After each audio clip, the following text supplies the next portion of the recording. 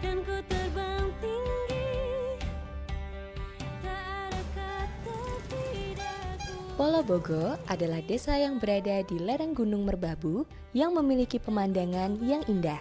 Tidak heran bahwa Polobogo menjadi salah satu desa wisata yang memiliki beragam kegiatan dari outdoor, outbound, hingga menikmati alam sekitar.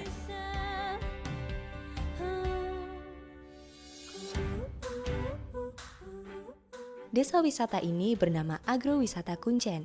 Agrowisata Kuncen berada di Desa Polobogo, Kecamatan Getasan, Kabupaten Semarang, Jawa Tengah.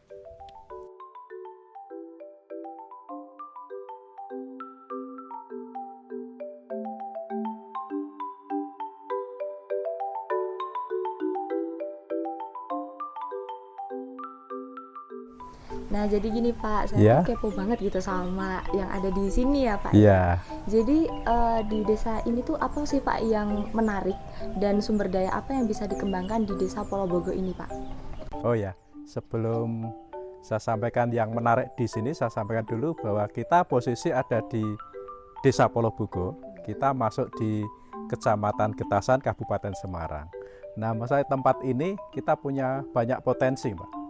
Potensi alam seperti ini kita bisa menikmati keadaan keindahan alamnya tempat ini, dan juga tentang seni dan budaya di Polobogo, dan juga yang menarik tentang UMKM. Kita banyak UMKM yang ada di sini, baik itu kerajinan buat reok, buat sunduk sate, buat olahan dari hasil pertanian, dan ada lagi kopi Polobogo, dan ini satu lagi yang ini luar biasa itu madu, Mbak. Madu dari petani lebah madu di Polobogo, pemiliknya namanya Mas Ahmad. Waduh, saya kepo banget nih Pak sama Pak Ahmad ini ya. Boleh nggak sih Pak saya kenalan sama Pak Ahmad ini Pak? Oh, boleh sekali. Mari kami antar ke tempatnya Mas Ahmad sekarang juga. Oke, kalau gitu kita langsung ke sana aja Pak. Oke Mbak, mari Mbak.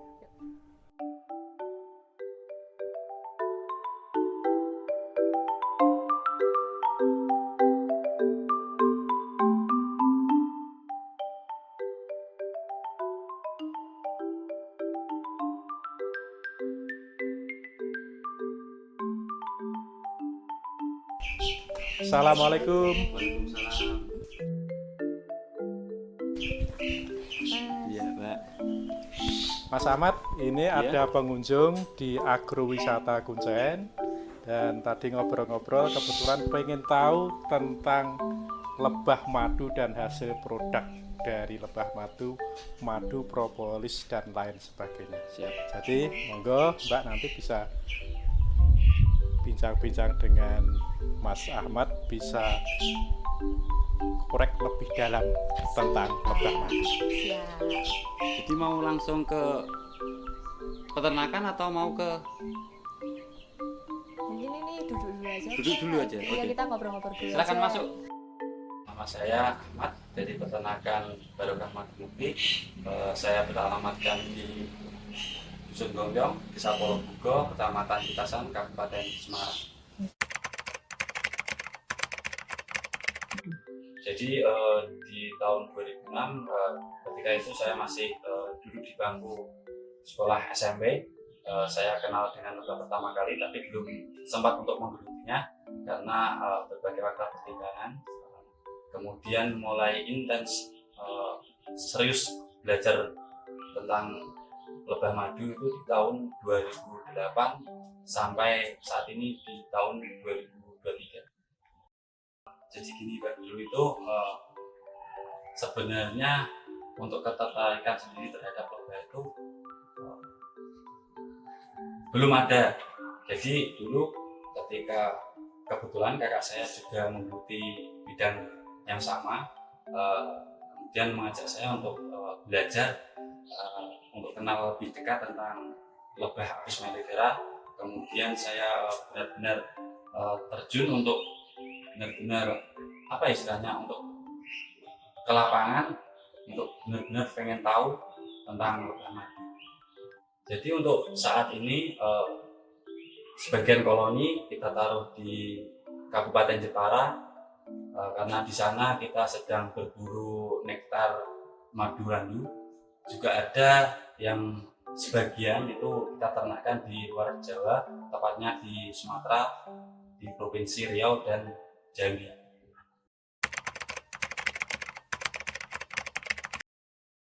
Jadi untuk madu yang kita hasilkan dari peternakan madu mukti itu salah satunya adalah yang menjadi primadona madu adalah madu randu. Kemudian ada madu kopi, madu karet, madu rambutan, juga ada madu sonokeling yang kita ternakkan biasanya di Jogja.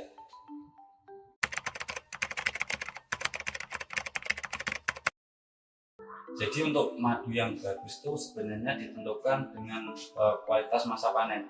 Jadi madu kita katakan bagus ketika usia panen kira-kira sudah menginjak 13 hari. Jadi memang madu itu sudah layak untuk kita panen, artinya madu itu sudah benar-benar tua.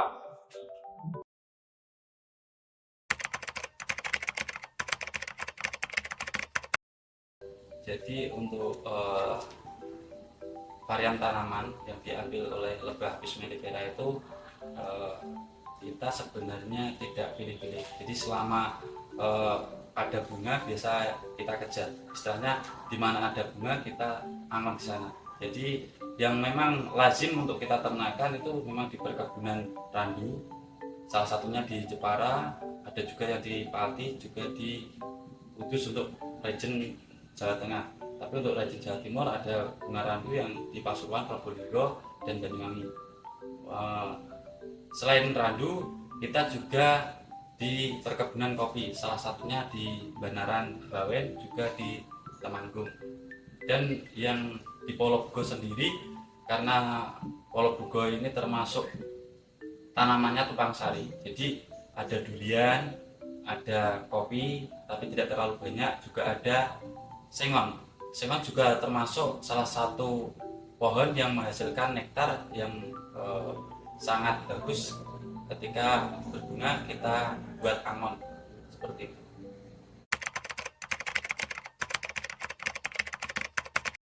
Jadi produk-produk turunan yang dihasilkan dari lebah Apis mellifera itu tidak hanya madu saja, ada bipolen atau tepung sari, juga ada royal jelly atau susu lebah, kemudian ada propolis.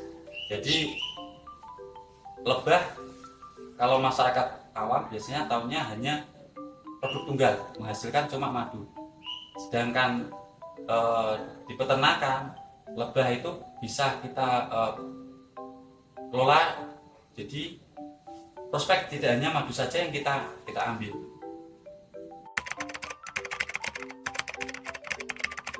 Jadi untuk klasifikasi madu, sebenarnya madu itu terbagi di dalam beberapa varian. Jadi madu itu tidak hanya terkenal dengan asli saja, karena akhir-akhir ini banyak sekali beredar di pasaran itu madu dengan klasifikasi seperti madu sintetis, ada madu oplosan dan madu sirupan. Jadi kalau untuk madu sintetis sendiri adalah madu yang seseorang mau buat tanpa ada lebah sama sekali. Jadi mereka istilahnya seperti ini. Jadi cuma pabrikan saja. Seseorang memproduksi madu tanpa ada lebahnya. Itu yang kita sering sebut dengan madu sintetis. Kemudian madu oplosan itu adalah madu asli yang sengaja kadang dicampur dengan bahan lain seperti sirup gula. Itu yang kita namakan dengan madu oplosan. Kemudian madu sirupan. Madu sirupan itu adalah kita punya lebah, kemudian kita beri stimulan pakan, kita berikan cairan gula sebanyak mungkin. Di kemudian hari, di waktu tertentu, katakanlah mungkin umur sampai 7 hari, itu kita lakukan pemanenan. Itu yang kita sebut madu sirupan. Jadi untuk peternak-peternak yang amanah selama ini, kita masih menjaga keaslian madu. Jadi madu itu yang benar-benar lebah itu mengambil dari nektar tumbuh-tumbuhan. Jadi tidak ada sama sekali campur tangan manusia ketika kita mendapatkan madu asli dan murni seperti itu.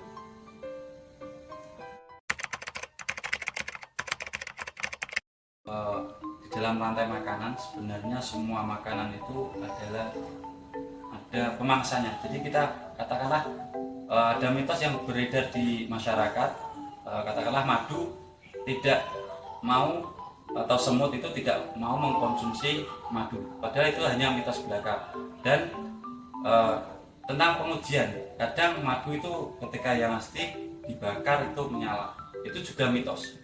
Kemudian ada pengujian lagi yang menggunakan pentol korek. Ketika direndam dengan madu yang asli, kemudian kita nyalakan itu tetap nyala. Padahal hal-hal semacam ini adalah hanya mitos. Untuk madu randu sendiri, pengujian terdekat di kalangan peternak sebenarnya hanya menggunakan telur. Jadi telur kuning kuning telur yang kita campur dengan madu asli itu akan menggranul atau setengah matang, jadi tidak matang sempurna seperti itu. Di salah satu dusun di Desa Polobogo, yaitu Dusun Gombyong, memiliki usaha lebah madu. Usaha lebah madu ini digeluti oleh Pak Ahmad sejak tahun 2008. Barukah Madu Mukti namanya. Madu yang 100% asli ini sebagai salah satu sumber daya yang dikembangkan di Desa Polobogo. Jadi gini, untuk pengolahan madu sendiri di peternakan Barokah Madu Mukti, pemrosesan panen kita lakukan bersama-sama dengan satu tim. Jadi kita minimal ada 8 orang untuk pemanenan madu. Kemudian untuk pengemasan sendiri kita lakukan dengan berbagai kemasan. Salah satunya juga pakai jerigen PET, juga ada yang pakai botol beling. Jadi untuk luasan ternak, luasan lahan katakanlah untuk menaruh setup, biasanya kita menyesuaikan dengan jumlah setup yang kita bawa. Misalkan cuma lebah di sini cuma ada sekitar 40 kotak atau 40 setup. Lahan yang kita butuhkan ya cuma segini, Mbak. Tapi untuk hegemoni tanamannya itu luasan untuk lebah bisa mengambil itu di jarak 2 kilo. Jadi luasannya mungkin lebih dari 10 hektar untuk mencapai 2 kilo.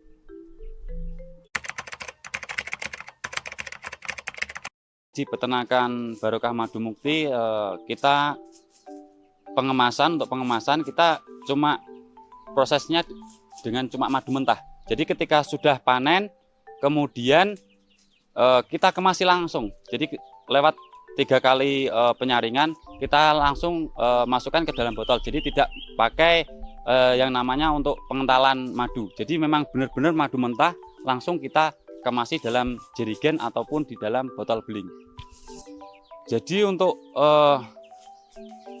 jumlah ya, katakanlah untuk lebah yang ada di peternakan 40 kotak dengan kondisi cuaca yang mendukung dan juga bunga-bunga yang memadai, itu kita bisa sampai 1 kuintal untuk 40 setup lebah yang kita ternakkan. Jadi seperti di sini saat ini kan ada bunga kopi, kebetulan juga baru mekar, juga ada bunga albasia atau bunga sengon. Jadi di Madu Mukti itu madu benar-benar mentah, jadi fresh honey. Jadi ketika selesai panen kita akan langsung melakukan packing, langsung kita kemasi sesuai dengan takaran yang sudah kita tentukan.